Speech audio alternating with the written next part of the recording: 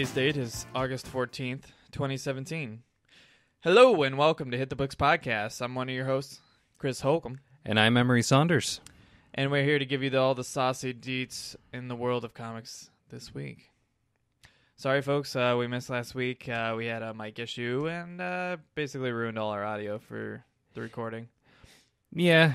So we're redoing that podcast basically now. And we'll probably do the Spider-Man reactions reviews at a later date. We'll see. When time allows. It's coming, folks. So, Emery, what have you been reading? Well, I have actually been a bit behind for the last week. Still catching up on Secret Empire, Monsters Unleashed, and I picked up a title, DC title, in fact, Mr. Miracle #1. And I cannot recommend this book highly enough. Why? Well, of all things, Mr. Miracle? Yeah.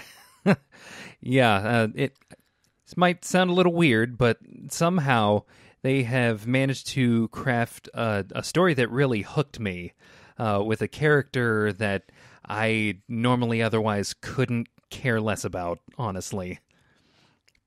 The story, I don't want to spoil anything. Because, like, anything that I say, like, within the first 3 panels, I'd be spoiling it. Needless to say, Mr. Miracle, escape artist extraordinaire, has found the one thing that he thought he couldn't escape from, attempts to escape from it, and let's just say... Let me go back. Let's just say that in doing so, or attempting to do so, things have gotten a little weird. Things don't seem like they should. The world around him seems to be a bit different as a result of this escape attempt. With that being said, the art style and the style of storytelling really reminds me of... like early to like mid 90s Vertigo comics, or like something along the lines of like Watchmen from the 80s. Oh, wow. Neat. Yeah. Again, can't recommend it highly enough. It deserves your read. All right, cool. I'll look out for it. Maybe I'll pick it up. Oh, yeah. Well, I haven't been reading too much. I've been busy with all this mayhem. Yeah. Based on the audio and trying to make it work, but it just wasn't working. So, I haven't had a whole lot of time on my hands to get stuff done, but I have been catching up on some Punisher comics that I've been backlogged on.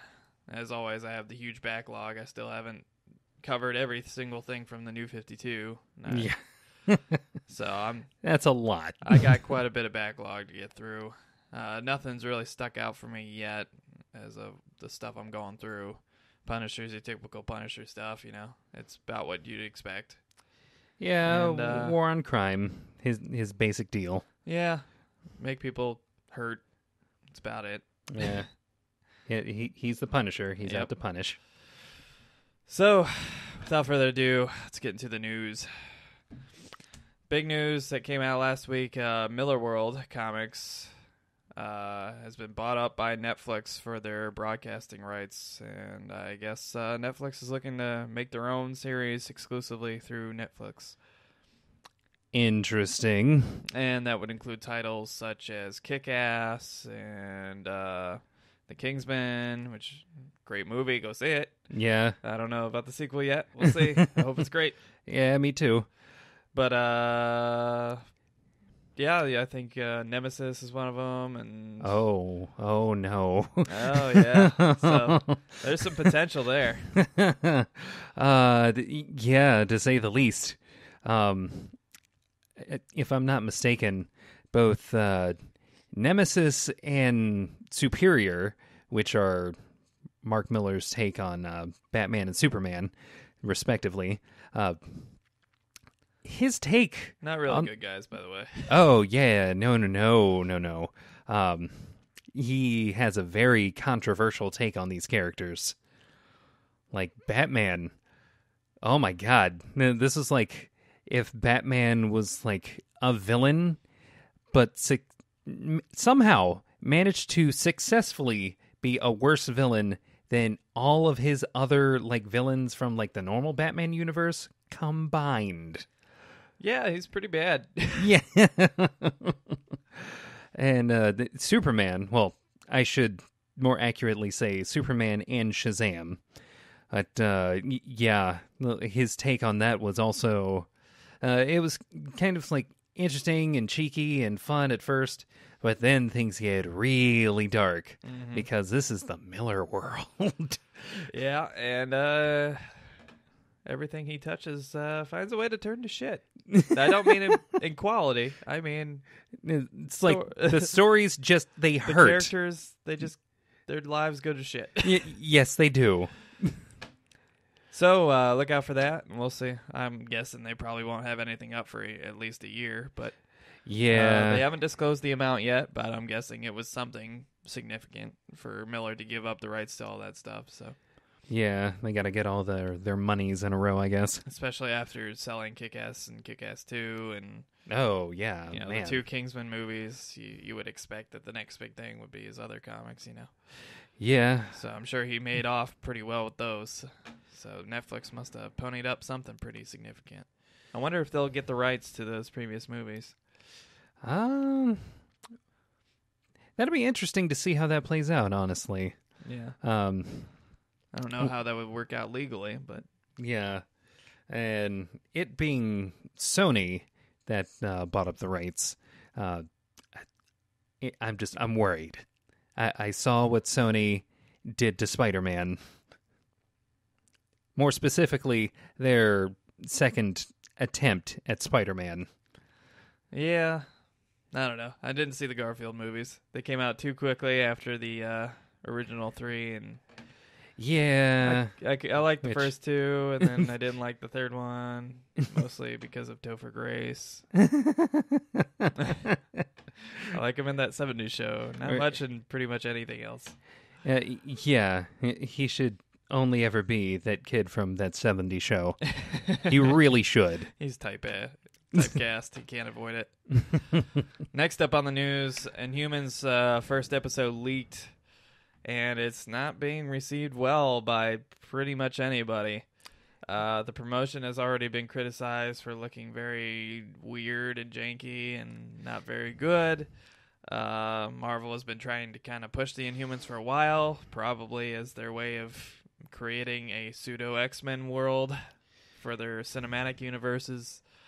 Yeah. And it's not being received very well. Now, the director has come out in defense of this first episode that was leaked and said that the version you saw is not the final version.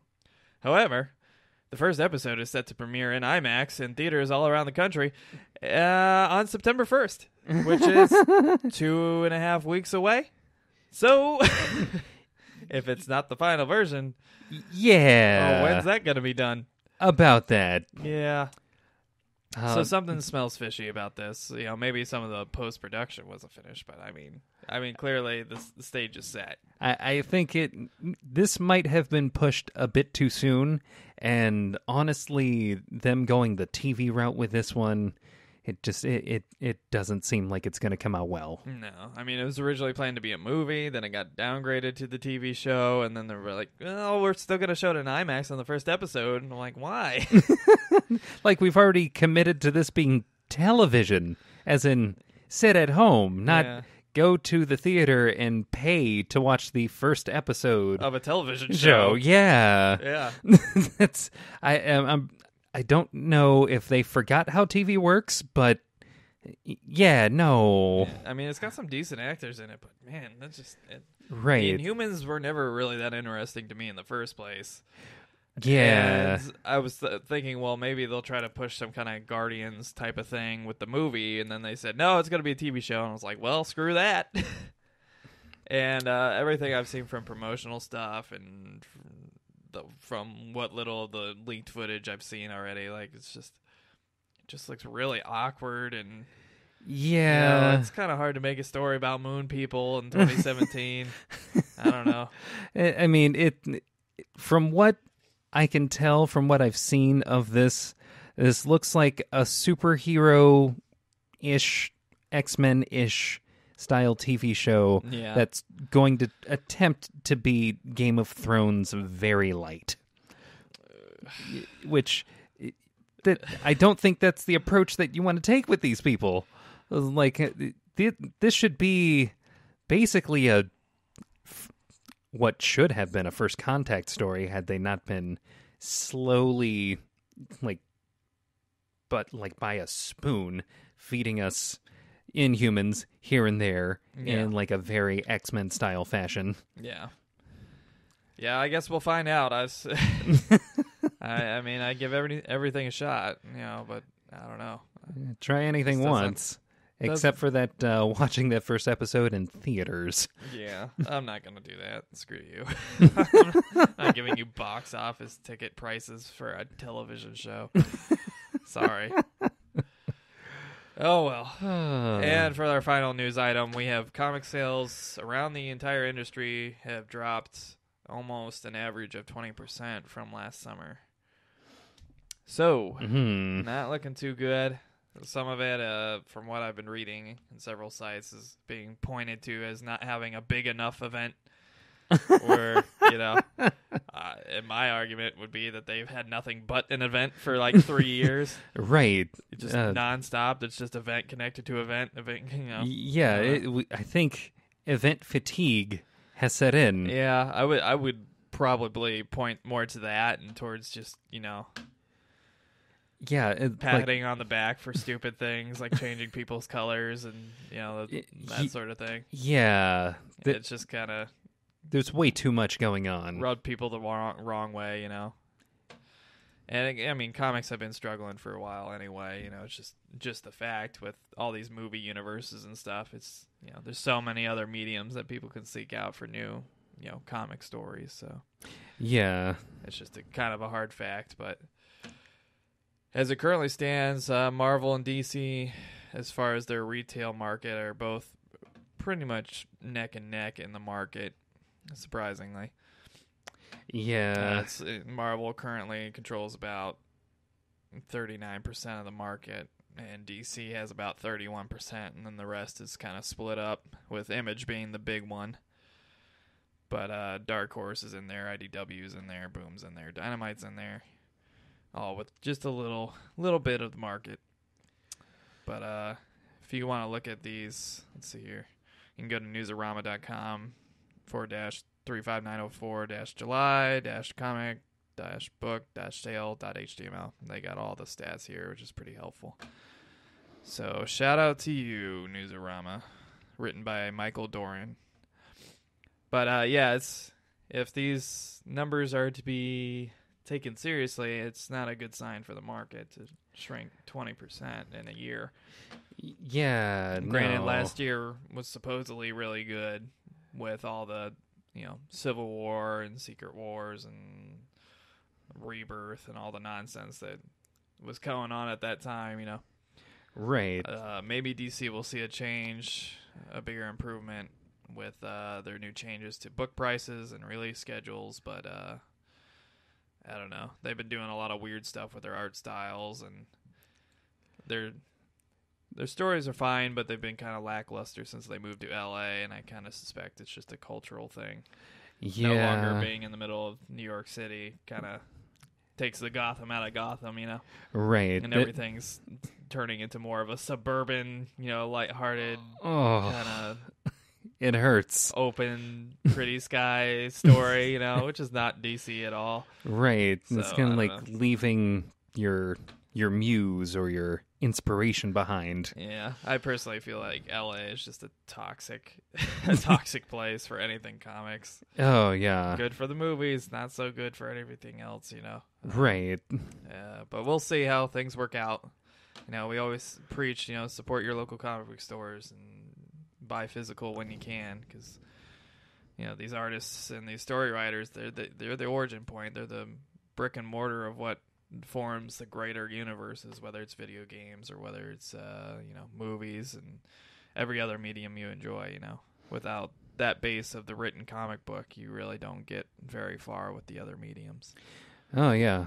Yeah, it's like having like a pre-existing thing with IPs and all that. Mm-hmm. It's like everybody immediately recognizes and wants to pick up like almost anything Batman related just because it's Batman. Yeah. If there wasn't that comic there, then like there wouldn't be a game based on that character, movies based on that character, any kind of merchandising based on that character. And I think for some reason, whenever they see like where the money's coming from, which a lot of it is from the merchandise, when they focus more heavily on that and less on the source material, it's easy to see like why that would suffer, along with, you know, writers and sometimes artists like leaving the books. Yeah. And this is me just throwing it out in the ether, but I kind of hypothesize that a lot of it comes down to killing or replacing well-known, well-beloved characters that are kind of the best sellers. For example, Wolverine, you know. Oh, yeah. Wolverine, I'm sure, was a top seller and continued to be a top seller in some form or whatever. I mean, I know they got Old Man Logan, but nobody wants to read some Elseworld version of their favorite character for 2 years, you know? Right. And, I mean, no matter how good he is, he's not the same. Yeah, and even with the characters that did stick around, like, for example, the kind of current incarnation of Batman, he's not really Batman. I mean, his outfit is totally different, and his behavior is very different, and he's not really the character that people have come to love, and I don't know. Yeah. So even with the character, now times have to change, obviously. It's, you know, it's expected, but like, you know, every character is getting killed off or changed. You know, Captain America is now part of Hydra for another event, and we have, you know, Falcon Captain America instead, so people are like, well, that's weird. And then there was a point in which Falcon decided to put down the mantle, but then he picked it right back up. Yeah. And there's a whole lot of back and forth, and like there's not a lot of consistency. Yeah, and we've gone back and forth. I mean, DC did the Stephanie Brown Batgirl again for whatever reason. I don't think we really needed that either. You know, you know, they totally changed who Barbara Gordon was when they brought her back. When Gail Simone left.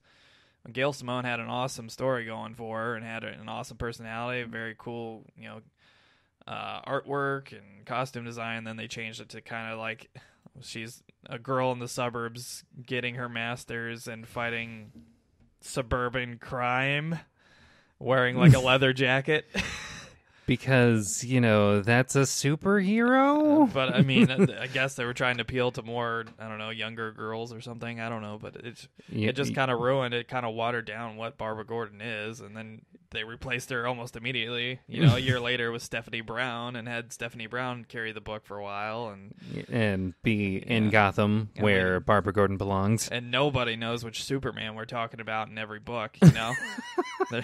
Are we talking about New 52 Superman? Is that Superman dead? Are we talking about the old pre-New 52 Superman? Are we talking about some other version of new Superman in the Rebirth world? You know, every comic has a different version, and it's just, you know, incoherent because these comics are broadcasting that this is all one universe and that these are all together and all these characters know each other. But when you're mixing this many characters from different universes and claiming that the continuum's still the same, it doesn't make any fucking sense. Something's going to get lost in translation. And it's really alienating to a lot of fans, I think, especially newcomers, you know, trying to pick up the books for the first time, you know. Yeah. If a newcomer comes along and wants to read Wolverine, he picks up and he sees some girl that he's never seen, you know, in X-23. It's like, who the fuck is this? And then he tries to find the real Logan, and it's this old dude who's talking about how he fucked up Hulk at one point, you know. I'm like, what is this? I don't know what's going on, you know? And not just that, but a lot of the ways that people get into these comics, I think, like, for me personally, I got into it because, like, there were cool video games out in, like, the 90s and 2000s. Mm-hmm. And it was like, oh, yeah, this is sweet. I want to read the source material. Yeah. And nowadays, like with Wolverine, like if you go and play like Marvel vs. Capcom, that Wolverine is different from All New Wolverine, which is different from Old Man Logan, which is different from just about every other iteration except for the core that they decided to abandon. Yeah. So I yes, they had an outrageously good year last year with all the events and all the nonsense they were pushing, but I think a lot of this drop probably has something to do with that across the board with the two big ones especially, just it's not that hard to figure out. I don't think you're appeasing kind of older fans that have stuck around for a while to an extent, but then also alienating them with a bunch of other nonsense that they don't want to be a part of. And then on the new spectrum, you have people that are trying to come in and have no idea what the hell is going on and how all these characters are in the same universe and why there's several versions of the same person and why there's several versions of the same hero but who are different people on top of this. And it's just it's just a clusterfuck. Yeah, that's probably one of the big reasons why, for like new people, I would probably push graphic novels, or if they have the money for it, like a full-on trade paperback. Yeah, I would probably avoid anything Marvel or DC at this moment if you're a newcomer. Current Marvel or DC. If you want to go back in the past, and find some old issues. Obviously. Yeah, but I would say if you're you want to read the latest comics, you might want to go to Image or something. And try to hop in there because unfortunately, maybe Vertigo. Yeah, unfortunately, right now, Marvel and DC have been kind of a mess. Yeah, it's all over the spectrum. It really is. Yeah, and I don't know what's going on at corporate at their headquarters with their writing staff and their editors, but it's starting to show in their work. Yeah. So hopefully that situation will get better on the DC Marvel front. Good job on everybody else. Dark Horse, Vertigo, Image, Millarworld. Keep doing what you're doing. Oh yeah. And that, my friends, is the news. Well, now that we're done with that, which books are we going to be hitting up this week? Well, Emery, I thought you'd never ask. This week, we have a whole bevy of comics coming to your local comic shop.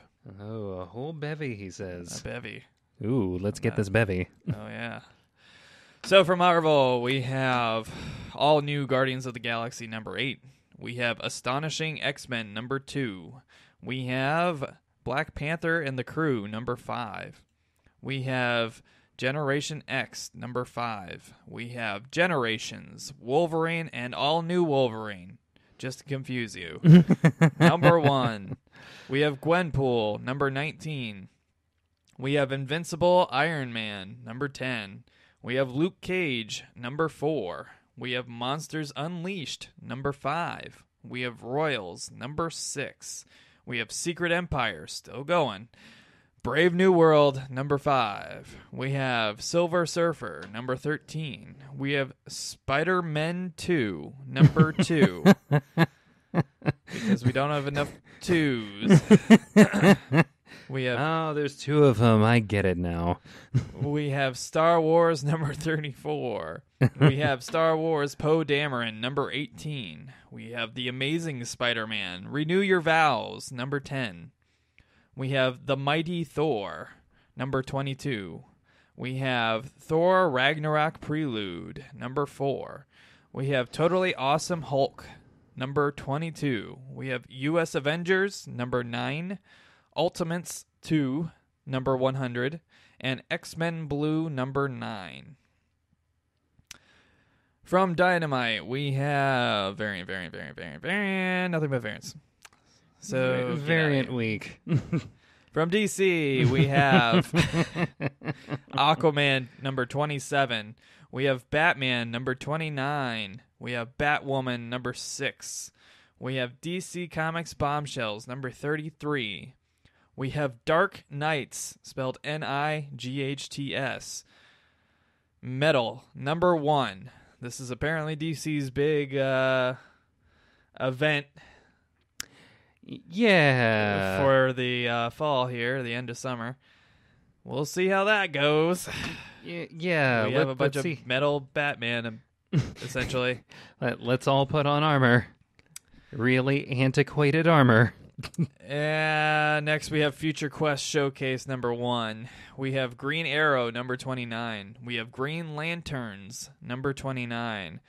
We have Injustice 2 number 8. We have Justice League number 27. We have Mad Magazine number 547. We have Nightwing number 27. We have Super Sons number 7. And shout out to the Nightwing cover. It's not just fucking him up for no reason. Hooray! He's not just getting trounced every time. We have, let's see here. I said Super Sons number 7 and Superman number 29. We have Teen Titans Go number 23. We have Trinity number 12 and Wonder Woman number 28 to round out DC's week. IDW, we have Dungeons and Dragons Frost Giant's Fury number 4. We have Haunted Horror number 29. We have ROM number 12. We have Revolutionaries number 7. And that takes care of IDW. From Image, we have Alpha King number 4. We have Bitch Planet triple feature number 3. We have Black Cloud number 5. Genius Cartel number 1. Horizon number 13. Invincible. Oh, it's getting close. Number 139. We have Kill the Minotaur number 3. We have Regression number 4. We have Rockstars number 6. We have Spy Seal number 1. And that takes care of Image. Let's see here. Yeah, I don't care what anyone says. For some reason, I've really taken to Teen Titans Go. Really? Yeah. The comic or the show? I think more the show than the comic. Yeah. I think the reason why I've taken to it as well as I have is because I get it. People want to, or at least from what I've seen online, a lot of people complain about it not being Teen Titans. Yeah. And that's exactly the point of the show. This is for those of you who haven't seen or maybe saw a little bit and were turned off by it, this is a comedy sketch. That's basically what that show is. It's not about the classic superheroing or superhero teaming up and all that. This is about a bunch of teenagers that make it very obvious how immature they are. And other teenage news, Young Justice. Ooh. Come back quick. Please. I love that show. From Dark Horse Comics, we have American Gods, Shadows, number 6. We have Briggsland, Lone Wolves, number 3. We have Dragon Age Knight Errant, number 4. Those Dragon Age comics are pretty good, especially if you played the games at all. They're pretty good comics. Good artwork too. We have Halo: Rise of Atriox, number 1. I think that was the hammer guy, right? I think so. Big hammer alien. And we have Zodiac Star Force: Cries of the Fire Prince, number 2. From Boom Studios, we have Adventure Time Comics, number 14. We have Bill and Ted Save the Universe, number 3. We have God Shaper, number 5. We have Misfit City, number 4. We have Namesake, number 1. And War for the Planet of the Apes, number 2. Because we still want this to be a thing. Look, man, they have another trilogy. Like, they just finished another trilogy. Yeah. Why not just make more money? Sure. With more comics. Sure, go for it. Because people are going to buy those, right? All the way. Go for it. Yeah, do that. From Vertigo, we have Astro City, number 46. We have Cave Carson Has a Cybernetic Eye, number 11. Long title. We have Sandman Special #1 and The American Way, Those Above and Below #2. And I think that will about round out the releases for this week. Yeah, that about does it. And that is everything coming to your local comic book shops. Please support your local comic book shops. This week. Now, for those unfamiliar, this is the time where we hand out our prestigious, nay, life-changing award of Cover of the Week. Ooh. And variant cover of the week. This week, our cover of the week goes to, drumroll, Astonishing X-Men #2, illustrated by Mike Diodato Jr. And here you see what looks to be Gambit, Wolverine, Beast, Jean Grey, and some mysterious coat person in the background. I'm not sure who that is. And that was Mike Diodato. Yeah. And it has the whole crew sitting at the movie theater as skeletons being blown away by the movie in front of them. Yeah. It kind of helps that they all have hair that's pushing its way back. like they literally saw a blast, Sure. like right in the face. It's funny that we chose that one because there's a variant cover for that just looks weird. It just looks really, really weird. It really does, though. And I'm specifically talking about Astonishing X-Men #2, the character cover that shows Mystique taking on 4 different forms, pretty much. Looks like she's trying to look like Old Man Logan, Rogue, Gambit, and a character Phantom called Torque. X. Yeah. Yeah. It's just weird. But yeah, shout out to them for being our cover of the week. Good job, Mike Diodato Jr. Oh, yeah. And then our variant cover of the week. Drumroll, please. Goes to the comic I was making fun of, Dark Knight's Metal #1. Jim Lee? This one done by our Lord and Savior, Jim Lee. Oh, my favorite. And it features a pretty badass-looking Wonder Woman kneeing some bat metal thing in the face. Take that, you stupid pseudo-armor. But yeah, it's wonderfully drawn. Has a cool animation style to it. It's just great work by the man himself, Jim Lee. Yeah. Yeah, there's a reason why I love his work so much. It's pretty hard for him to do wrong, especially nowadays where most of his work is cover art.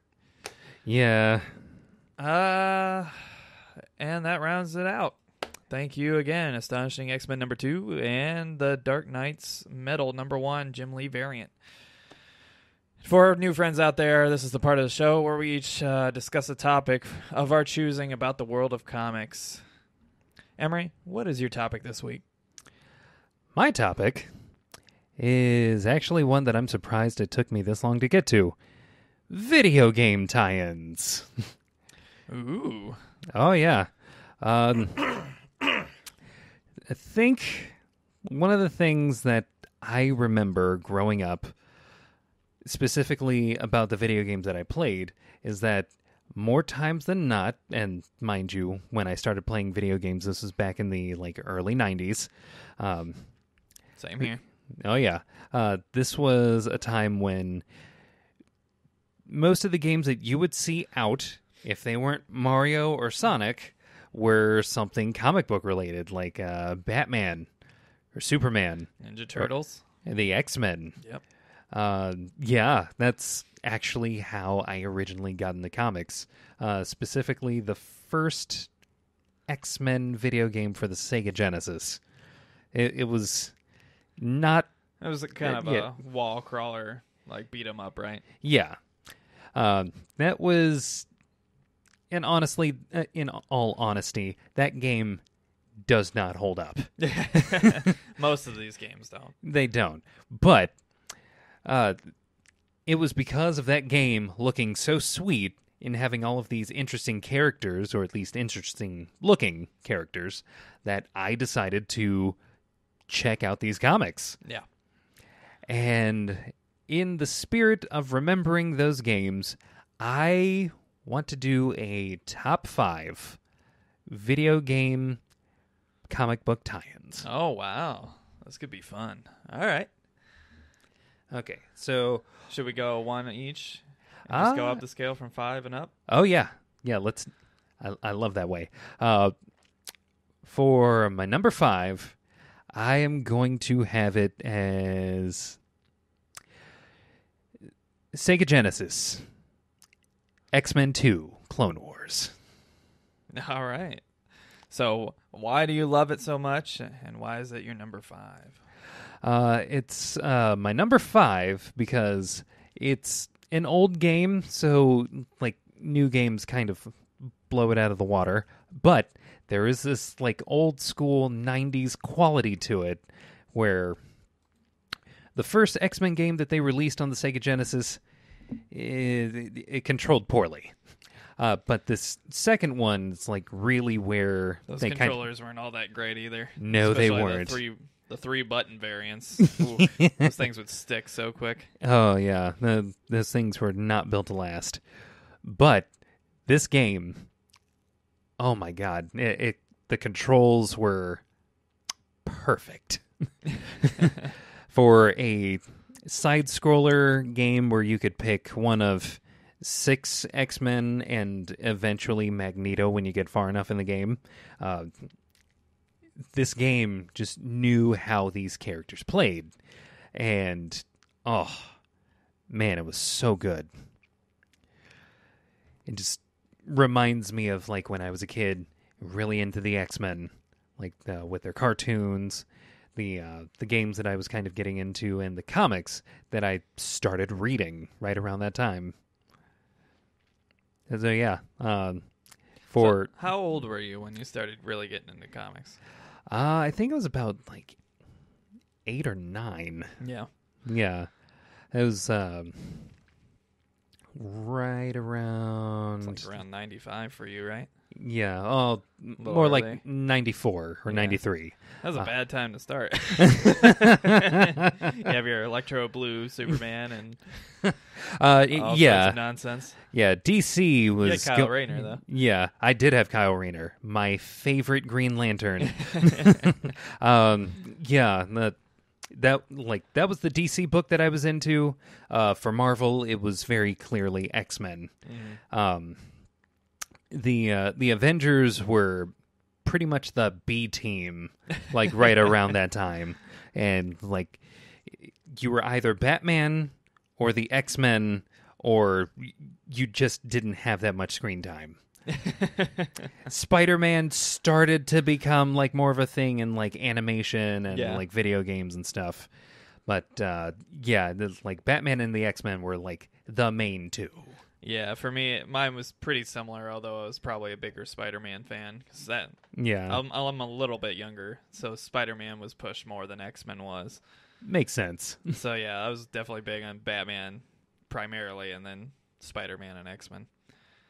Those roles kind of reversed as I got older. I ended up liking X-Men a lot more than Spider-Man, but... Yeah.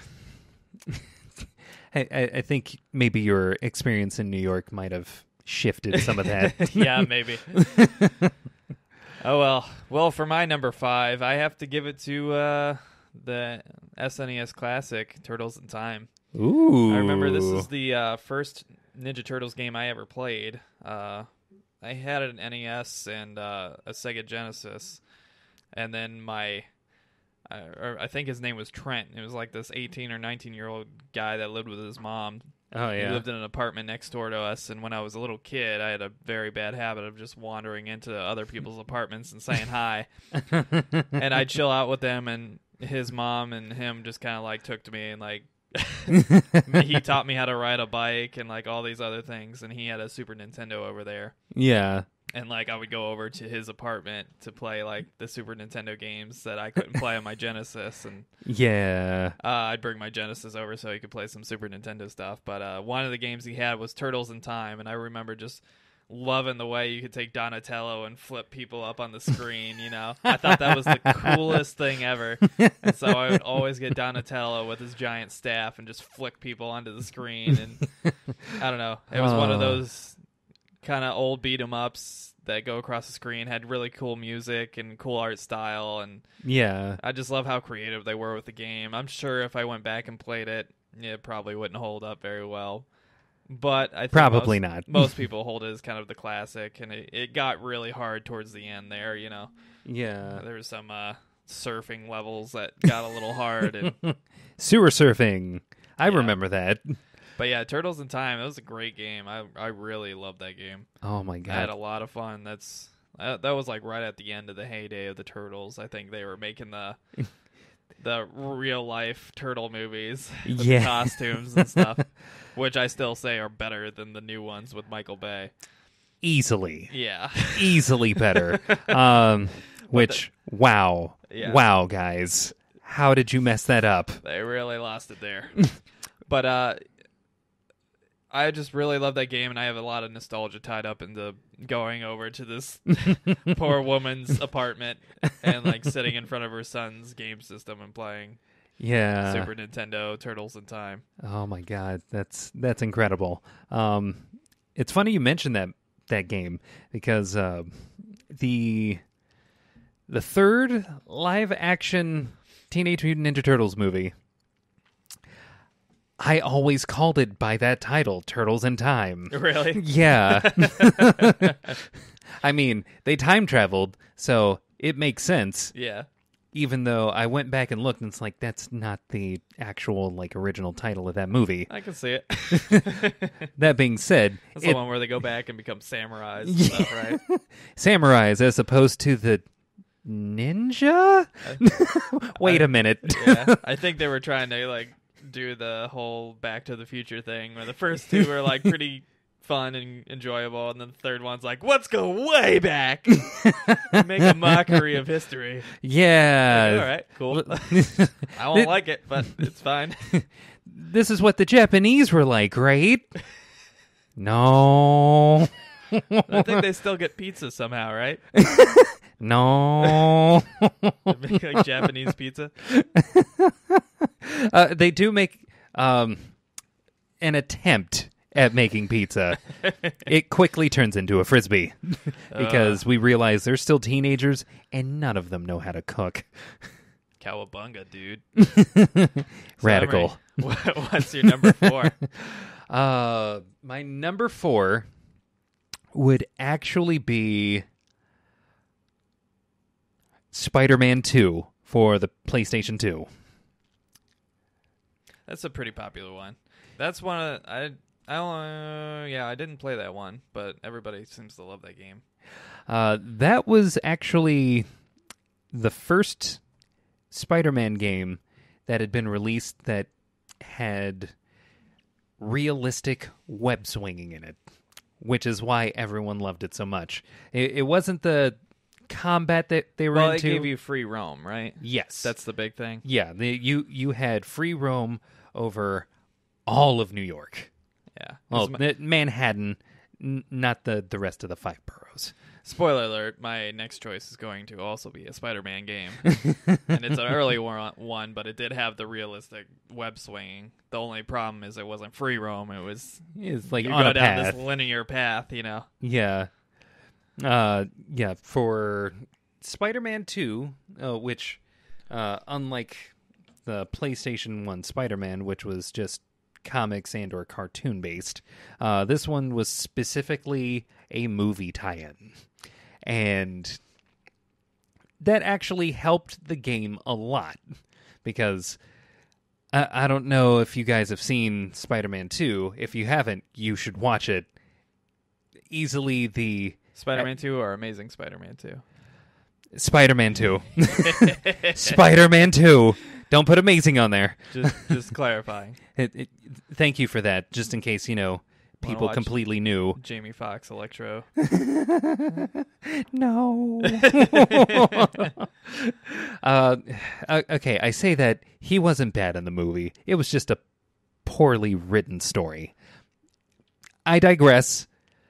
Spider-Man 2 with Tobey Maguire as Spider-Man and I believe Alfred Molina as Doc Ock. Sounds legit. Yeah. Oh, it's legit. It's so legit that I will go as far as to say it was, at one time, the best Spider-Man movie ever made. And then Spider-Man Homecoming came out and made me realize what a Spider-Man movie should be. Spoiler alert for that review. Yeah. We liked it a lot. Oh, yeah. We liked it a lot. And you'll hear more about that later. And Emery misled me. He made me think he didn't like it a lot. And then he totally did. Oh, yeah. Again, more on that later. But, yeah, this was honestly, somehow this game managed to encapsulate more of Spider-Man than the movie did. Yeah. And mind you, that game had like about a dozen or so hours to do that. And to its benefit, it does that very well. I think the biggest thing with being able to free roam around Manhattan is you finally get to feel like what it would be like for Spider-Man to actually swing through Manhattan. And they get a little bit more complicated with what he does with the web swinging, and it plays like a dream. Yeah, it's so good. I know it's one of the most beloved games on the PlayStation 2. Just from following games media and stuff, but I just never got around to it, I guess. Yeah, it's nowadays it's kind of a hidden gem. Most people don't know about it. Yeah, it was pretty tough for me to stray from Final Fantasies and GTAs and the PlayStation 1 and 2 era. Nothing against those games. That's pretty much exclusively what I played on those systems. Those games are good. Spider-Man 2 was great, though. Maybe I'll go back and check it out. We'll see. Yeah. For my, what was that, your number 4? Yep. So this is my number 4? Yes. Like I said, I'm going to choose Spider-Man, but the original Spider-Man game for the PlayStation, the original PlayStation. Ooh. Fun fact, it was using the Tony Hawk Pro Skater engine. Is that right? So you could have a skateboard Spider-Man. Hey! Yeah. And I'm pretty sure Spider-Man makes a cameo in, like, Pro Skater. It's one of those. One of the Pro Skaters. Yeah, it's like an unlockable thing. Yeah, he showed up once. Wolverine showed up once. Darth Maul showed up once. Now, the original Spider-Man, it's just another one of those things that probably doesn't hold up. But I remember when I first played this game, I was just blown away that I could be like a 3D Spider-Man playing in this 3D world, doing like all the things I would imagine Spider-Man could do. You know, yeah. You were able to go on the roof and ambush people. You were able to, use web to chase people down. I think the first level you're chasing, what is it, Vulcan, like through the. I know there's a chase with Venom at one point. That's at the very end, yeah. Yeah. At the beginning, you're chasing either Green Goblin or Vulcan or somebody through the city. Yeah. And they end up going into a bank. I think that's Green Goblin. But basically everybody in the Spider-Man pantheon shows up at some point, and then the very end is just awesome. You have this awesome like last fight with Venom and Carnage, and then you end up basically going, fuck you, Carnage, and blowing up the whole place, and then you have to web swing through a big, huge, kind of exploding maze. Yeah, swing your way out. That was really, really cool and really, I don't know, unique for the time, and it just, I remember ending on that big note and just being blown away, like, this is the greatest game ever! Yeah.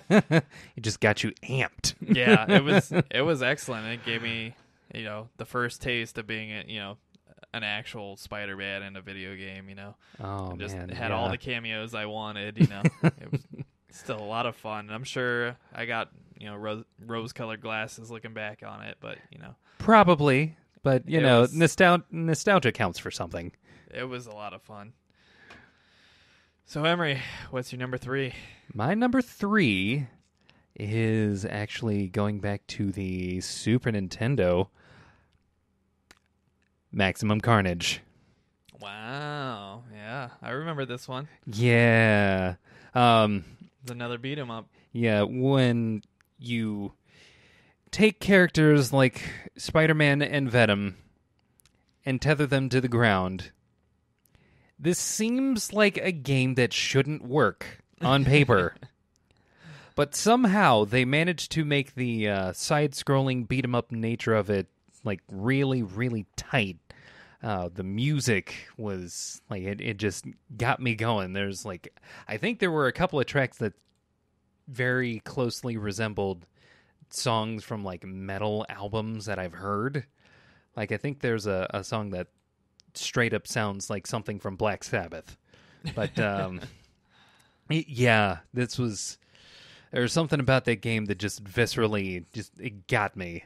It's like you're Spider-Man and there is basically the murderous alien son of the Venom symbiote attaches itself to a psychopath who then goes on a murder spree and then gets a bunch of other villains to also go on a murder spree. Yeah. And your goal is to stop it.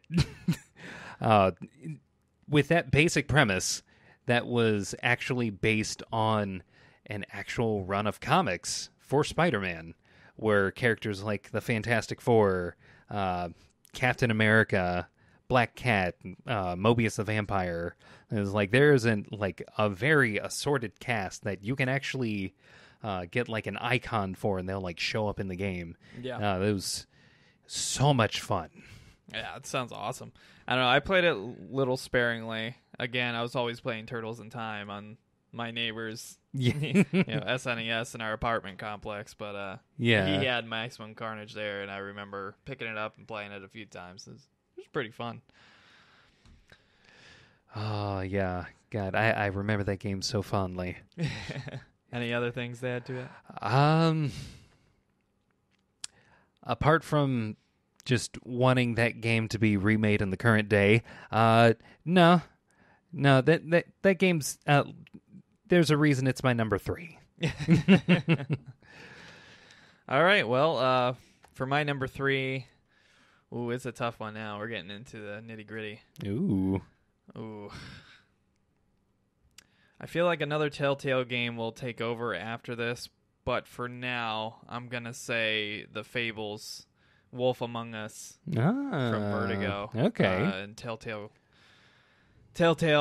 games and their terrible engine. But that was just a really fun game for me. I'd been aware of Fables before from Vertigo, but I hadn't actually picked any of them up. You know, it just looked, the art style was cool or whatever. And then playing through it, I just really loved the whole like noir mystery solving thing, which I think the Telltale games specifically excel at. When they're kind of taking like actiony, murdery, slaughterfest types of stories like Game of Thrones or Badlands or whatever. I don't think it translates quite as well, especially with that engine. But with the slow kind of plotting noir mystery, really picking things through and trying to evaluate all these characters, I think that's when it shines the brightest. And I don't know for sure if maybe I benefited from not having read the Fables comics prior, so it was all just dipping my feet into a brand new world for me. And I didn't have pre-made assumptions about some of the characters, that probably could have given away the ending. Yeah. I don't know this for sure, but I'm sure a lot of the characters are very similar to how they were in the comics, and specifically characters like the mayor and the local crime bosses and Bigsby himself, and just I don't know, it just put me in a really cool scenario with really cool, unique characters in a really unusual setting that you wouldn't expect. These kind of fairy tale creatures hiding out in New York City trying to make a life without revealing themselves, Yeah. And it just leads to a really cool dynamic, and I do love the Telltale games. I wish they would make a better engine, but I do love those games, and I still have to play the Batman Telltale series, and probably the upcoming sequel after that, so I need to get through that before more gets spoiled for me. I've had a few spoilers sent my way.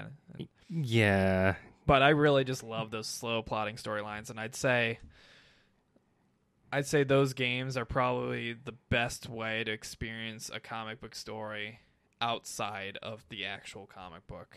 And I say that over movies, over TV shows, over books. You know, I think the Telltale games are like the perfect medium and the perfect style of storytelling for comic books. I mean, even the art style, they use that cell shaded art, you know, hand drawn art style for everything, and I think it's the perfect way to experience comic book media outside of comic books. I think I'm picking up what you're laying down. Yeah.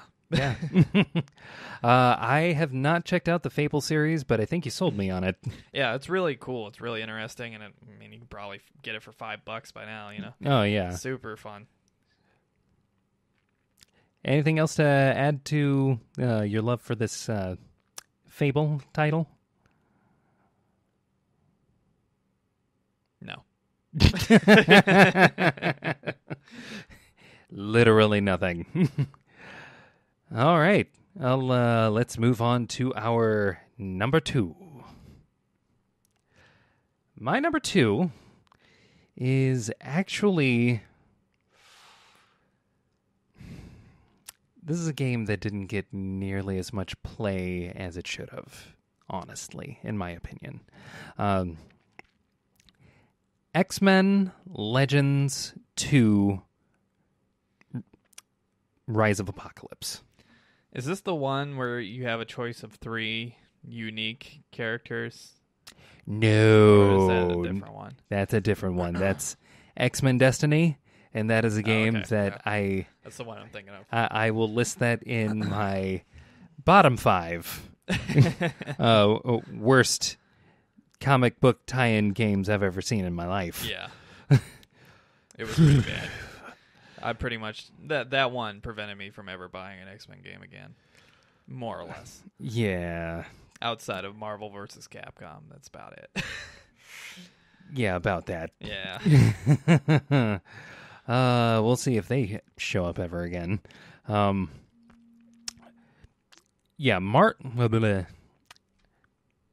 X-Men Legends 2. Not the first one, the second one. The first one played kind of like a more involved game of Gauntlet. Where it's like you and maybe 3 other people go along this map and kill everything in sight. Yeah. And maybe your powers do something besides just hit shit.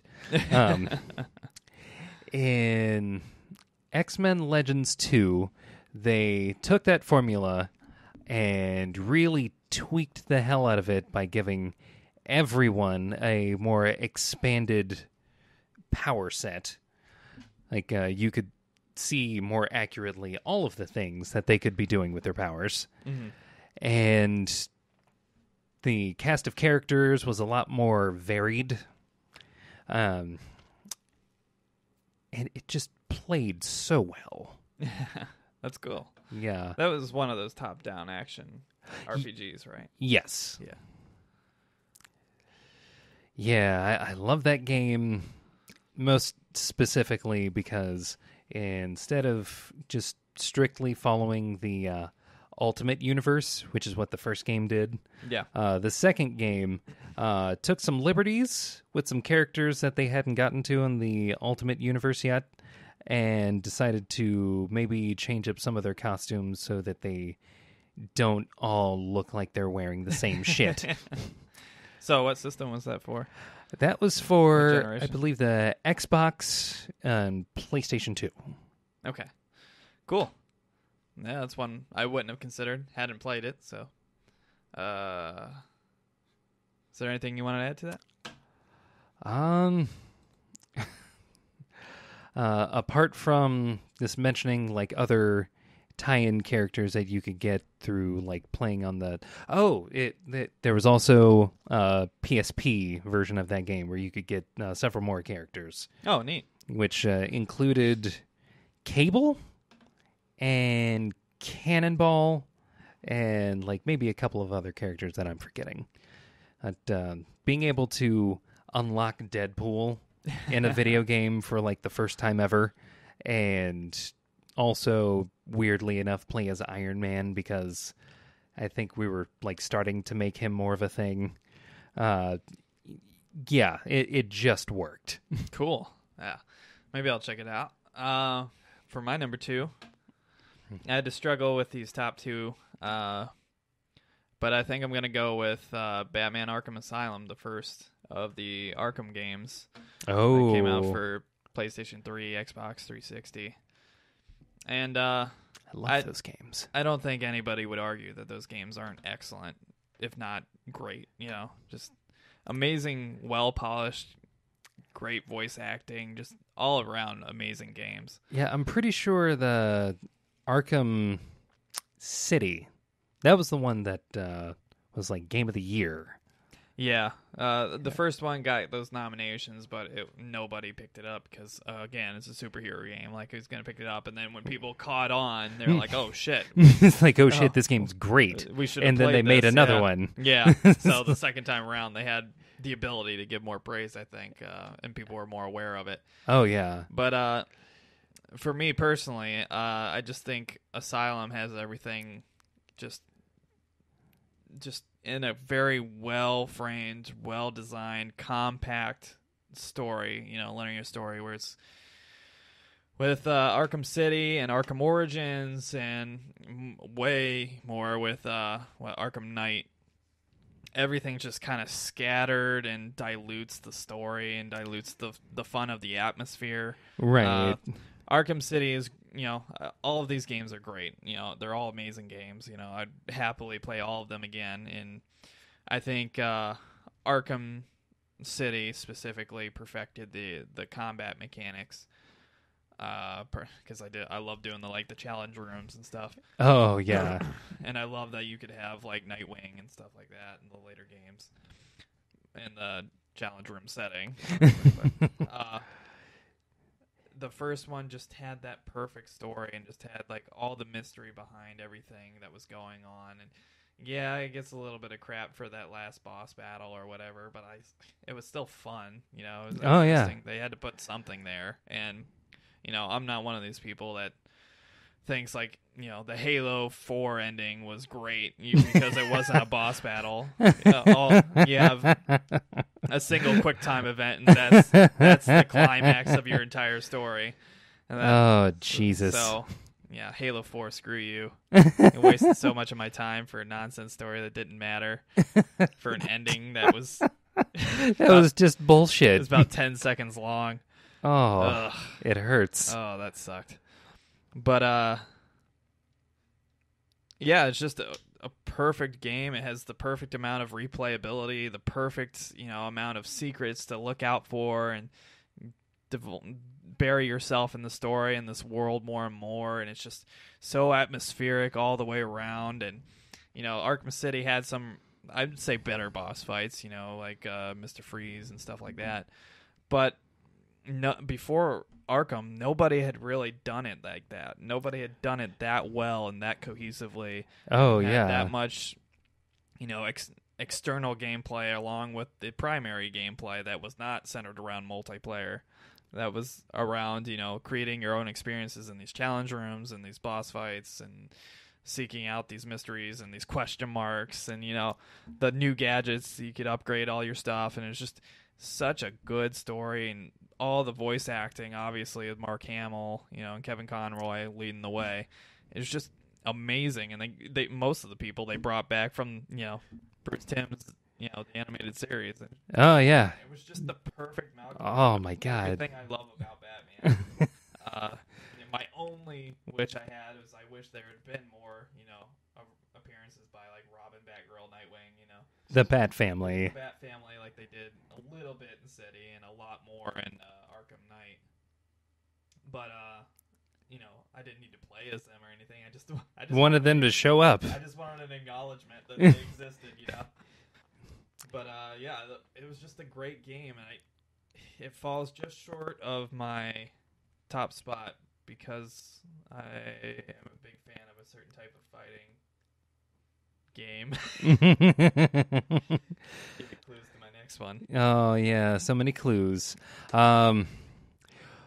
With that being said, Time for the crowning achievement from Emery himself. The number one comic book tie-in game. It's a tie. Is that allowed?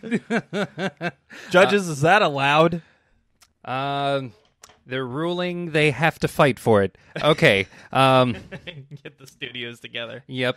Okay. So it's a tie because I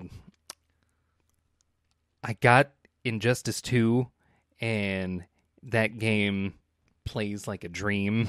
Mm-hmm. And it's very customizable, which I like and adds longevity to the game. But then there's Arkham Knight. See, that's surprising, because I thought Arkham Knight was probably the worst of them, including Origins. I would say Arkham Knight is my number one, specifically because this is as close to being the Batman as you're ever going to get. That's fair. Get the Batmobile, get the brake shit. Yeah.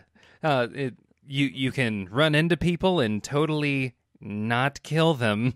Shoot them with missiles. Shoot them with missiles or bullets that are rubber and feel like you're hit by a gorilla. Yeah. Or, other... They work around that with a lot of, drone tanks and stuff. You're not killing anybody. There's no one in these. Yeah. Except for that last one, which haphazardly has Deathstroke in it. As opposed to... we don't talk about that. But, in spite of that, that game felt... Oh my god. There's so many things going on with that game. It had the elements of Nightfall to it, which were this is the only scenario that I could ever possibly think of where Bruce Wayne would actually give up being Batman forever. Now, you might be thinking, oh, he said Batman Forever. Oh, that's a terrible movie. Fuck that. The debut of Batnips. Yeah. Thank Batman Forever. Thank you, Schumacher. I like this game more than just about any other superhero-related game because I feel like Batman when I play it. I mean, Arkham Asylum had elements of that with a very specific story to it. Arkham City expanded on that with also a very specific story to it and a more broadened area of influence. But Arkham Knight gave you Gotham City, or as I like to call it, Fantasy Chicago. I dare anyone to prove me wrong. You're not wrong. It from the flying to the driving to the occasionally meeting up with one of your sidekicks that just happens to be in town to the dealings with all of the rogues gallery. Yeah. And by all, I mean you had to get the pretty much everybody. Yeah, you had to get the DLC to get the full experience. But it was so well done. In my opinion, it was probably the gameplay-wise best crafted Batman game to date. Wow. Yeah, that's interesting you choose that. I love the game, but for me, I thought Arkham Knight just diluted it way too much. Diluted the story, which again we kind of knew what it was going to be. Yeah, they continually tried to lie about it. It was painfully obvious what the. It had a lot of stories happening all at once. Yeah, it's just, the city was so big, and it's just which is great usually, but when it's as dense as it was, it's every 10 seconds, help! Every 10 seconds, help me! Do I need to go interrogate this guy and save this person and do this? No. Is this a part of another quest? No. And I do agree with a lot of reviewers at the time that the Batmobile just took up too much of the game. And it was fine, but I wasn't trying to play a tank simulator, I did the Riddler tracks and stuff where you had to like figure out how to get through the Riddler track and fast enough. That stuff was kind of fun, and like the kind of like cop interceptions when you're trying to like get these guys, like that was kind of fun too. But Like, oh, it's the bat. yeah, having to deal with every 10 seconds, help. Yeah. Like, I don't want to help. I'm exhausted. I just want to get through the story. It's taking me an hour to get there. It was very much nonstop. Yeah. Like, something was happening on every corner of that map, which is an impressive feat. But for those just trying to get through the story, that's overwhelming. And I had to continually just like take breaks from the game for like a week or two just because it was so exhausting to play, and I felt like I wasn't making any progress, and I wasn't enjoying the game. You know, I wanted to enjoy the game and the story and all this, and I don't, you know, there were some surprises in it, and, you know, here or there, but for the most part, I was just like, well, I saw that coming. All right, cool, I guess, you know. And like there were a lot of cameos, but I felt like the cameos weren't quite as good as say Arkham City. Yeah. And then the DLC'd you to death with that game. They really did. Yeah, they did. That being said, having Nightwing actually have a campaign, which gave me hope for them maybe doing something Nightwing-centric, which they're not. I wasn't a fan of his mask, though. They kind of had the full face, kind of cover ear face. I don't know. It was a weird look for him. Right. I liked how he looked in Arkham City. Yeah. They had... and this is another thing where they DLC'd you to death. A plethora of skins for these playable characters. Yeah, which is always cool. Yeah. I specifically liked the New 52 skin for Dick Grayson, just because like it was just like the basic mask. Sure, it had the red thing, which I had to...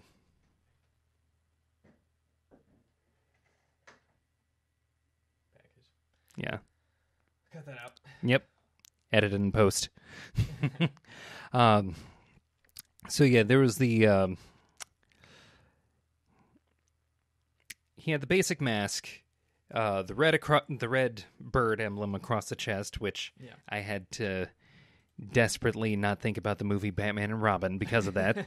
I don't know. I like the red. I think the red looks cool. Yeah. I like the blue too, but I'm one of the few people that prefers the red for Nightwing. Yeah. I mean, it looks cool and it makes sense because he was Robin. He wore red a lot. Yeah. But yeah, I did actually prefer that costume to his Arkham Knight costume. Yeah, so that's a good point there. And I'm guessing Injustice 2 was your tie. Yes. Yes. Oh my God. That game.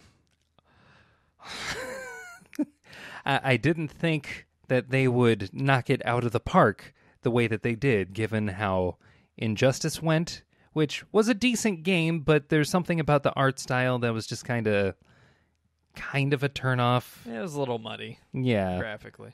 Yeah, but this game somehow managed to make all of these characters feel real. Mind you, the story is in some parts a bit much, but it's still probably one of the better stories that DC has put out. I mean, NetherRealm Studios. That being said, DC, take a look at what they did. Take notes. Yeah, that brings me to my top game, which is the first Injustice, and it's more of a default thing because I haven't played Injustice 2 yet. Yeah. But I'm a big fan of fighting games, and particularly ones that aren't the kind of chaotic, tag team, multiple people, kind of like the Capcom ones. Yeah, Marvel vs. Capcom, we're looking at you. So, I'm kind of big on, Guilty Gear and, the NetherRealm, the newer NetherRealm fighters and that sort of thing. And I just think the first Injustice finally put together that perfect combination of what I wanted from basically Mortal Kombat versus DC, which is a terrible game. Finally, I had like all these super powered heroes going at it, and kind of 2D, 2.5D playing where I could have these awesome fighting mechanics alongside some of my favorite characters. And while the story in the game is a little goofy at parts, where it's like they clearly were budgeting the number of characters they could have in a scene, and they were clear, they knew this game was a risk, so they weren't really dumping the money in like they probably should have into production for this game. But it created one of my favorite lines of comics ever, which is the Injustice Year 1 through 5 comic books. And specifically up through 4, I think. I think 4 is where the writing cast switched. But it's just a great game, and as far as my favorite comic book game, it creates a really cool dynamic with the Joker doing something so vicious to Superman. Not because, he wanted to prove he could. It was more because he wanted to show Batman, this is why I fuck with you, Batman, because your other guys are way too easy. Like this dude set off a nuke in the middle of a city. He fear-gassed Superman into believing that his pregnant wife, Lois, was Doomsday, the guy who killed him one time. Yeah. And he took her up into space and fucking murdered his wife, his pregnant wife, because of this fear gas laden with kryptonite. That's fucking brutal. And this is just, this is just the perfect Joker, just showing that I'm a step ahead of you, and you won't see it coming.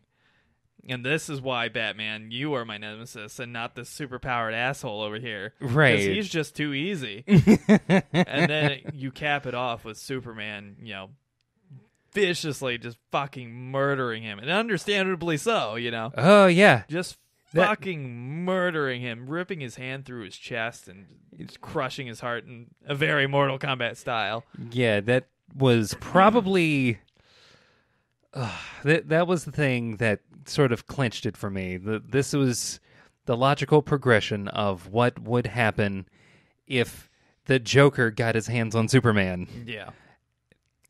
The Joker won. Like, in his own way, the Joker wins. Yeah. And that's typically the case. And I don't know. There are problems I have with the art design specifically. The art design is really weird. Like Joker, his head just looks really weird, and like Wonder Woman like has a super long neck that like doesn't fit on her body, and like her animations look kind of awkward. And graphically, I mean, at the time it was fine, but like graphically it doesn't really hold up very well. Yeah. Whereas I think Injustice 2 will probably hold up for a while. Oh yeah. Fucking Green Arrow's arms look like he duct taped ham hocks to himself. Yeah, and I think a lot of that was probably a budget thing where, NetherRealms was like, well, we're kind of taking a risk on this, and DC's like, yeah, well, we hope this is a good story so we can make some comics off of it, Yeah. But then everything worked out, and it like systematically the gameplay's great. It's just a ton of fun to play. I love that they have Nightwing. Injustice 2 does not have. And I would usually play as Nightwing or Aquaman and just like have tons of fun playing against people online and playing through the story several times and whatever else. And so that's my favorite. I will say this, for Injustice 2, there is a way to kind of play as Nightwing. Damian, he gets a staff. No, I want Nightwing. I want Dick Grayson Nightwing. Period. And that's the one criticism I do have of that Injustice comic line. The way they get rid of Dick Grayson. Are you fucking kidding me? I think that might add to the long-running suspicion that DC just has it out for Nightwing. They want him dead. I don't know if it's Dan Didio or what, but Jeff Johns maybe. I mean, people feel like Jeff Johns doesn't like Nightwing, but like, they just always want to fucking kill Dick Grayson in the like most ridiculous ways, Right. And here's the I thing. thought you dodged it. It's like, you fell and you snapped your neck on a rock. Fuck you! They're in This a is jail. this is how we kill Nightwing. They're in a prison with guy swept floors. The guy trained by Batman. The guy who, because he's trained by Batman, should be aware of his surroundings at all times. Not only trained by Batman, but trained the longest by Batman. He gets hit by this fucking kid throwing an eskrima stick at his head and making him fall over on a rock. The rock is what killed him. We're not even going to put Damian at fault. We're just going to make it the rock that's on the ground. Yeah, I'll say this. Yeah, that was dumb. Yeah, because Damian is a premier character in Injustice 2. There are some characters like Batman and new DLC character Starfire that will, when you have a matchup between Damian and either one of these characters, they will talk about Dick Grayson. Good. And how he killed him. Dick. And with that being said, I find it, and this is a minor tangent, I find it a little weird that they're really wanting to like make it look like, oh, we're gonna fuck him up and we're gonna kill him. We already killed Jason Todd. We already banished Tim Drake for whatever fucking reason. Yeah, it doesn't make any sense. I swear that they don't like the Robins. I don't know what it is, but they don't like the Robins. I mean, they really don't like Dick Grayson. Like, everybody hated Jason Todd because Jason Todd was a douche. Let's just face the facts. There's a reason why the fans elected to kill him. Yeah. Which, gladly, they did that because otherwise we wouldn't have Red Hood. Yeah.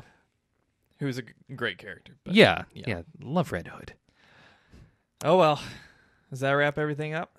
Yeah, I think we went through our top 5. All right, well, I guess I'll hop onto my topic then. Ooh, what you got for us? My topic is more or less, been addressed several times, but my topic would be, who from different comic franchises would you cross and make a story with together?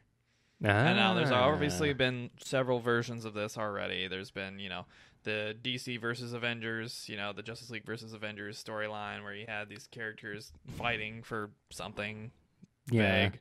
Not like the weird mashup like the Amalgam verse. Yeah, where you have the Batman, Wolverine mix up. Dark Bat. Spider Boy. Yeah. Things got weird in the 90s, folks. They got real weird. The 90s were not a great time to start comics. I don't know. It was a weird time. But, I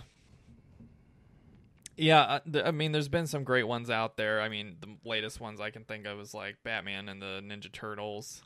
Oh, yeah. That was kind of fun. And, different kind of character dynamics you could have if you didn't have this barrier of marketability with Marvel, DC, Image, Vertigo, you name it. And the one I kind of think of is more the occult, and I kind of think of like a really smart-ass, really cynical Constantine. Oh, thank God. Coming together with Doctor Strange or something along those lines. Oh. And where you have this kind sounds brilliant already. You kind of have this ultra douche, egotistical, Constantine, and then you got the ultra douche, egotistical, full of himself, Doctor Strange. They're both masters of mysticism in their own right. Yeah, and both of them coming together through some kind of, comic logic.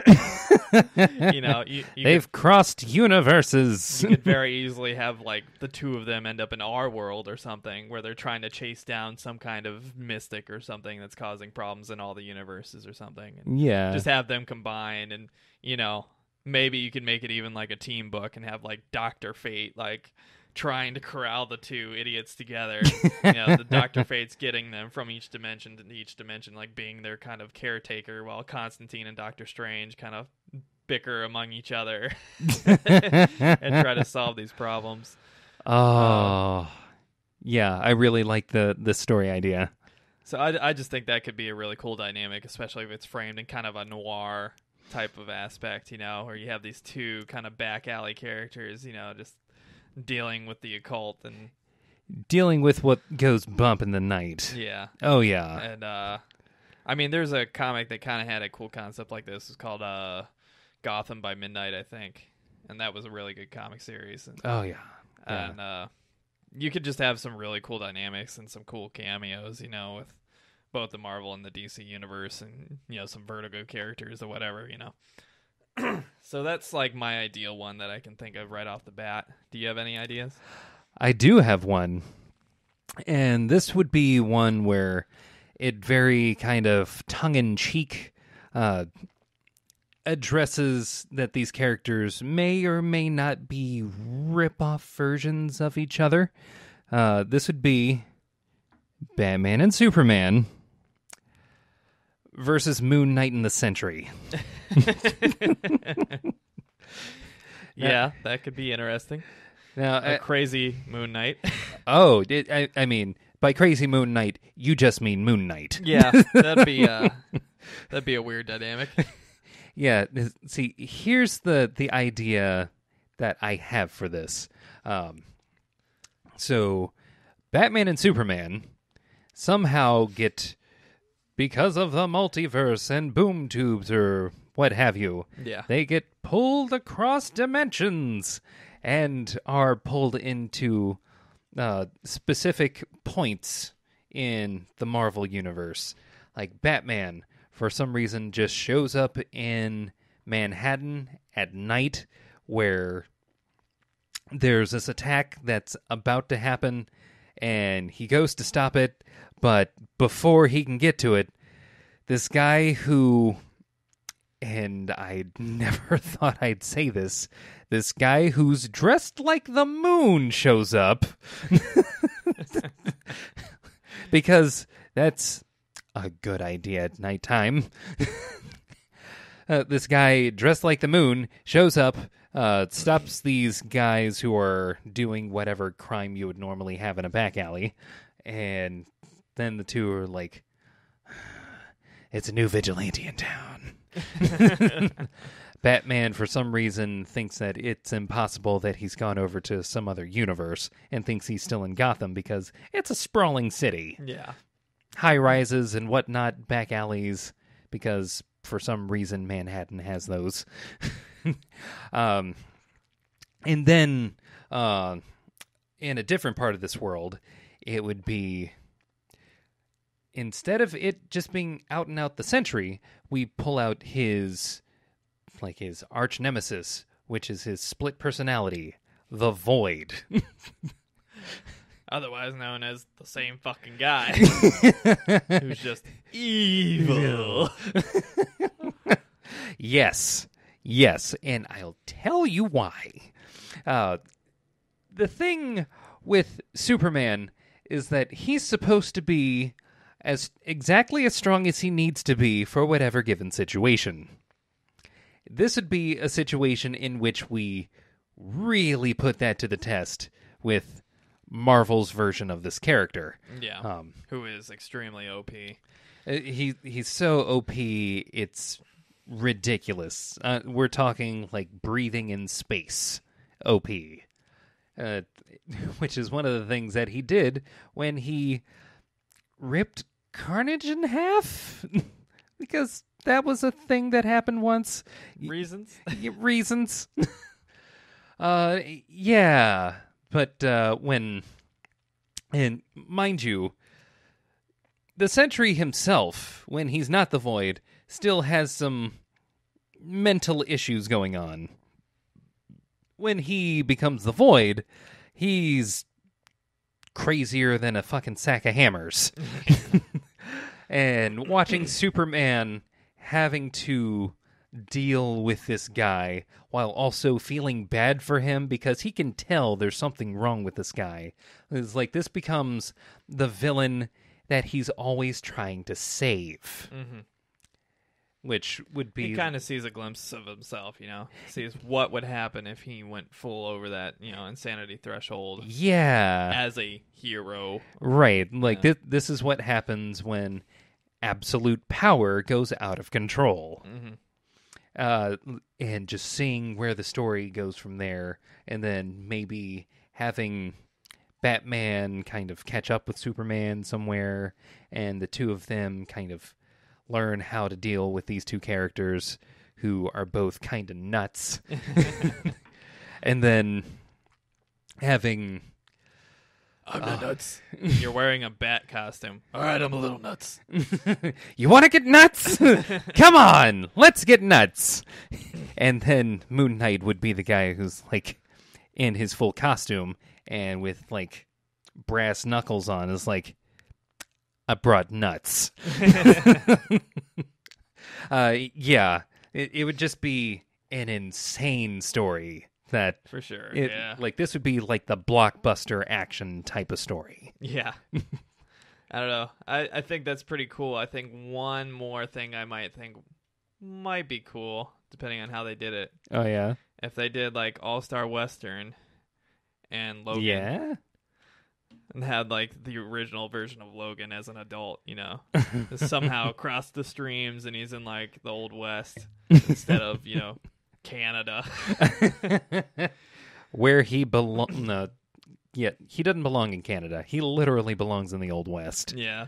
And I think that would be a really cool, have Jonah Hex? Jonah Hex, that's what I'm thinking of. Have Jonah Hex and Logan, like the original Logan before he got Weapon X'd, just fucking taking it on in the West, trying to figure out how to get him home or something, Yeah, and if I'm not mistaken, he was actually alive around that time, too. He was born in supposedly the 1880s, I think, 1870s. Yeah, somewhere in the 1800s. Mm-hmm. So I think that would be the perfect amalgamation of have like kind of Jonah Hex in the very late 1800s and have a young Logan go back and just be like with him. A dude with a nasty scar and some hairy asshole with chops. Yeah. I just think that aesthetically they would fit very well together, Oh, yeah. It was like, as much as Canada claims Wolverine, the frontier of Canada. Ooh. I think Wolverine was meant for the Wild West. Yes, he was. Not the apologetic Great White North. Damn, sick Canada burn. Oh, Canada. The things I could say about you.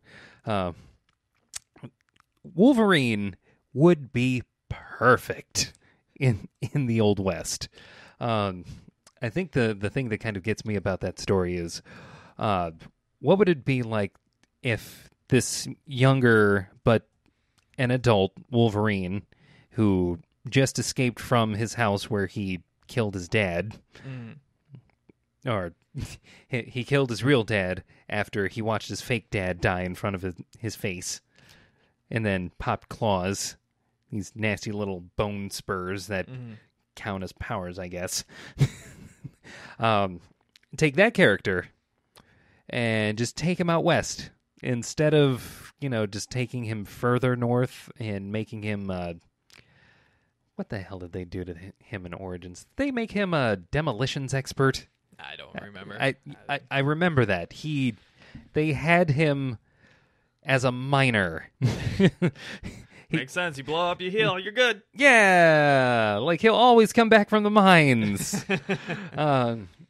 Taking that character and instead of having him go to the mines and pine after this redhead who still weirdly doesn't want anything to do with him, take him out west.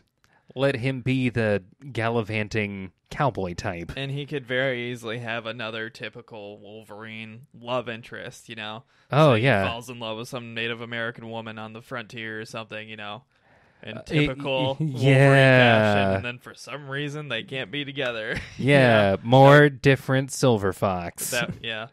That would be quintessential Wolverine Logan. I think it would make a great story with Jonah Hex next to him, Yeah, and have the villains be like a Sabretooth, Quentin Turnbull setup, where it's just like you got one feral asshole, and then you got one guy who's just been killing old Civil War soldiers occasionally while trying to also just make the West his. Yeah.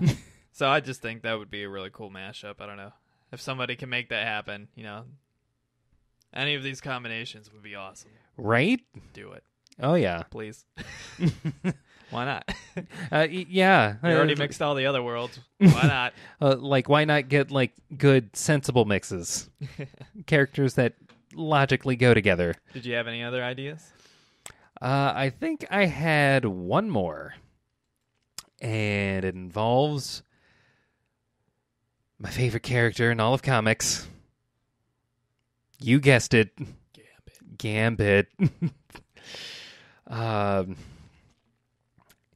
Gambit and Nightwing.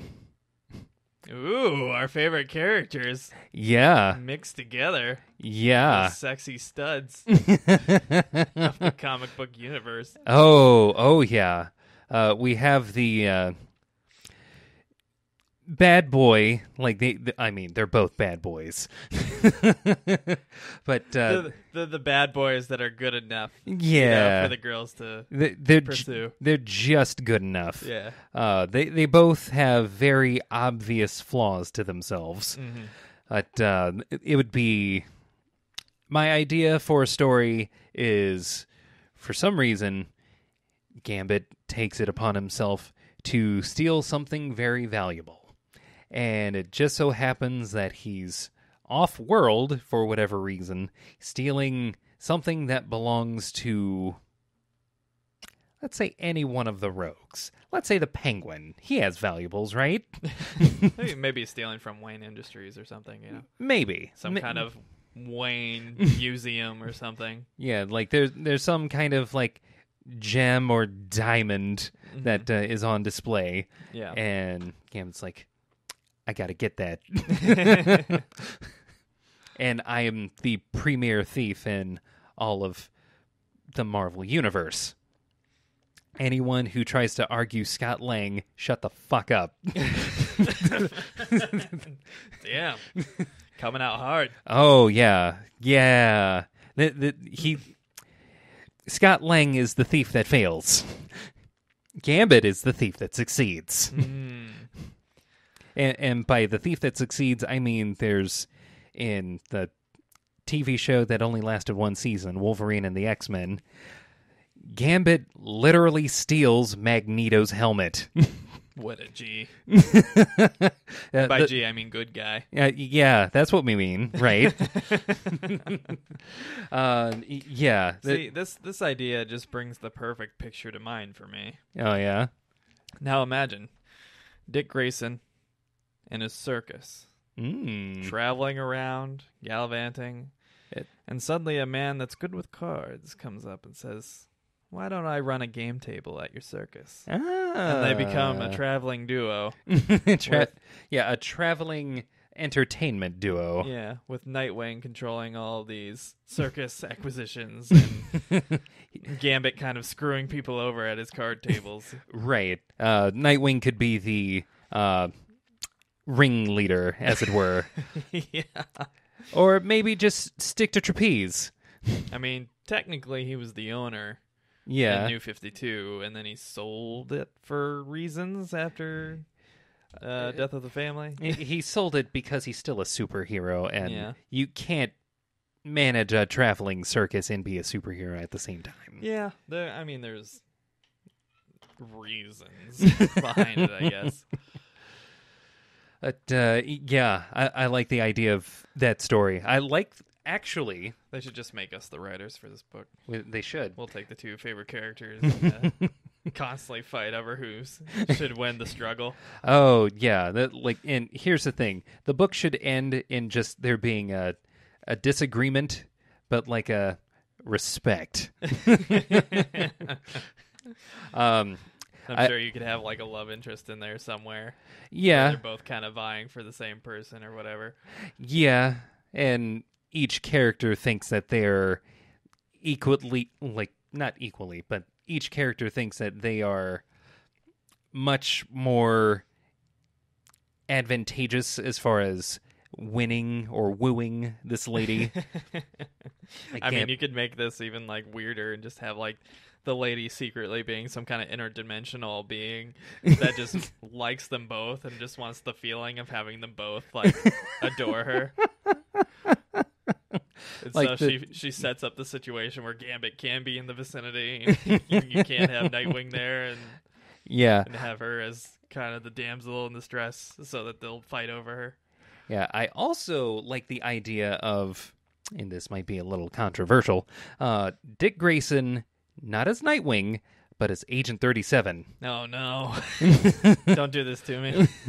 Having to intercept someone who's stolen something that Spiral has been keeping an eye on. Spiral's dead, and it should stay dead. Elseworlds. The Grayson books were good. They had good artwork and good writing, but I hated the idea. I hated that we're going to pretend you're dead because Jeff Johns really wants to kill you. But our fans just lay low for a while. Our fans are basically picketing this, saying there's no way we'll buy your books if you kill Nightwing. So we got to do something with you. We want to keep you alive. Secret agent? All right, secret agent. Yeah. No. Secret agent, former circus, former Robin character. Okay. None of this backstory makes any sense. Better idea. They're both pulling a con. Oh, no. And it's because they have... there's a target, and each of them is going to get out of this target something that they want. For Gambit, it's something that he can steal and take back to wherever the fuck he lives. Who knows? Nolans? Sometimes it's Nolans. Sometimes it's just a random apartment that he has, which apparently he just has several random apartments wherever he feels like shacking up. Sure. We'll go with it. Yeah, like ultimate man about town. Yeah. And for some reason, Dick is going along with this because there's a criminal.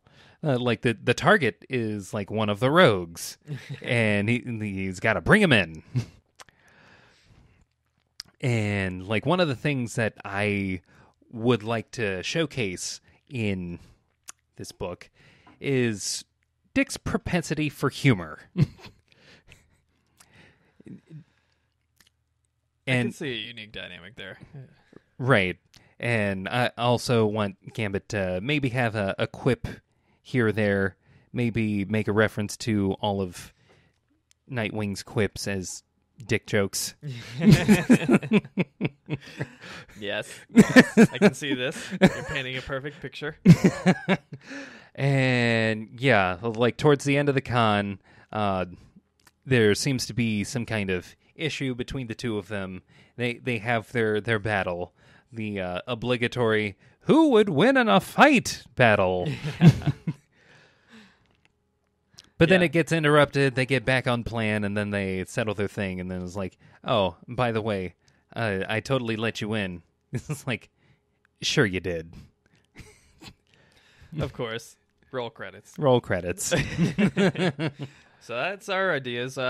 If you're watching this, why don't you throw some ideas in the comments? Oh, yeah. Let us know what you think. Send it to us on Twitter at HTBvids or on our YouTube comments, and we'll get back to you. What we think. And don't limit it to DC and Marvel. By all means, think of something Image or Valiant or like something. I mean, I kind of had Vertigo in there. Yeah, Vertigo? Yeah. Kinda. Kinda. With old Constantine. Old Constantine, not new one. Yeah. Apparently new one is DC. But oh, these mix-ups make no sense. Yeah, I mean, they kind of make sense. Now that's what I call a mediocre discussion. Mediocre! This week's cosplayer of the week is our friend, once again, Pete Mako, featuring his awesome Captain Canuck costume. Captain Canuck. It's amazing. And so tight. Oh, Canada. Remember, if you'd like to be featured on our Cosplayer of the Week segment, you can submit your cosplay to our Twitter at HTBVids and on Facebook at facebook.com/hitthebooks. Please, we ask that you don't use another person's cosplay as your own. Yes, please, whatever you do, send in your own work. Yeah, it's just inconsiderate, you know? Yeah. It might cause problems for us. I don't know, maybe. Anyway, well, folks, that wraps up another mediocre edition of Hit the Books podcast. Thank you all for sticking with us, and be sure to like and subscribe down below. If you like what you hear, be sure to check out all our YouTube videos and podcast services. That will be up as soon as our website gets released from legal documentation registries and the social networks. We're on Twitter at HTBVids and on Facebook at /HitTheBooks. I'm your host, Chris Holcomb. And I'm Emery Saunders. And thank you once again for watching. Be sure to support your comic book shop. See you next week. Bye-bye.